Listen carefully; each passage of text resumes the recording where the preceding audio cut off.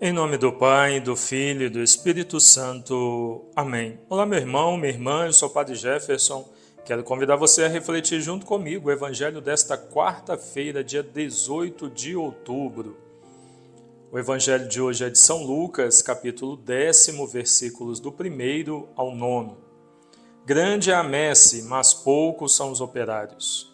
Rogai ao Senhor da messe que mande operários para a sua messe. Ide. Eis que vos envio como cordeiros entre lobos. Não leveis bolsa, nem mochila, nem calçado, e a ninguém saudeis pelo caminho. Em toda casa em que entrardes, dizei primeiro: a paz esteja nesta casa. Se ali houver algum homem pacífico, repousará sobre ele a vossa paz. Mas se não houver, ela tornará para vós. Permanecei na mesma casa, comei e bebei do que eles tiverem, pois o operário é digno do seu salário. Não andeis de casa em casa. Em qualquer cidade em que entrardes e vos receberem, comei o que se vos servir. Curai os enfermos que nela houver e dizei-lhes: o reino de Deus está próximo. Palavra da salvação. Glória a vós, Senhor. Queridos irmãos e irmãs, o Evangelho aborda a missão dos discípulos aos gentios e também os requisitos para a evangelização, um modelo para a comunidade cristã. O pregador não pode presumir das próprias forças, mas buscar sempre a força do alto. A pregação se destina ao mundo inteiro, exige desprendimento e aceitação. E o objetivo é curar os enfermos, anunciar a paz e a proximidade do reino.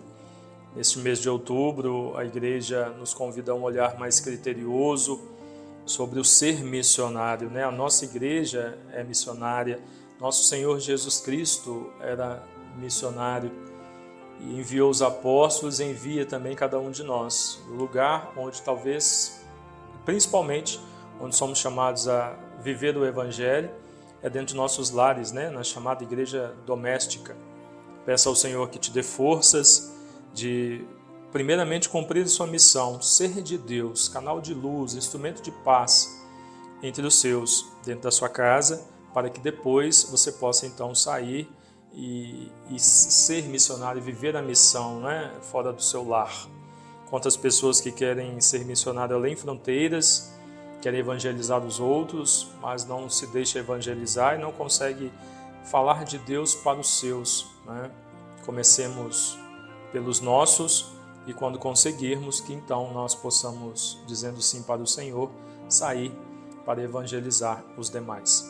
Hoje, 18 de outubro, a igreja celebra São Lucas, o evangelista, que segundo a tradição nasceu em Antioquia, de uma família pagã.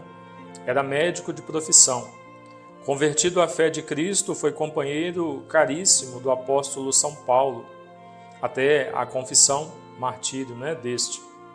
Serviu irrepreensivelmente ao Senhor, jamais tomou mulher, nem teve filhos. É possível perceber a característica mais original do Evangelho de Lucas, graças aos 6 milagres e às 18 parábolas, que não encontramos nos outros evangelhos. Ele dedica atenção particular aos pobres e às vítimas das injustiças, aos pecadores arrependidos, acolhidos pelo perdão e a misericórdia de Deus. Ele narra a parábola do pobre Lázaro e o rico Epulão, fala do filho pródigo e do pai misericordioso que o acolhe de braços abertos. Descreve a ação da pecadora perdoada que lava os pés de Jesus com as suas lágrimas e os enxuga com seus cabelos. Cita as palavras de Maria no Magnífica, quando ela proclama que Deus derruba do trono os poderosos e eleva os humildes. Aos famintos enche de bens e despede os ricos de mãos vazias. Os cristãos orientais atribuem ao médico, pintor Lucas, numerosos quadros representando a Virgem. Em seu evangelho escrito em grego fluente e límpido, Lucas traça a biografia da Virgem e fala da infância de Jesus.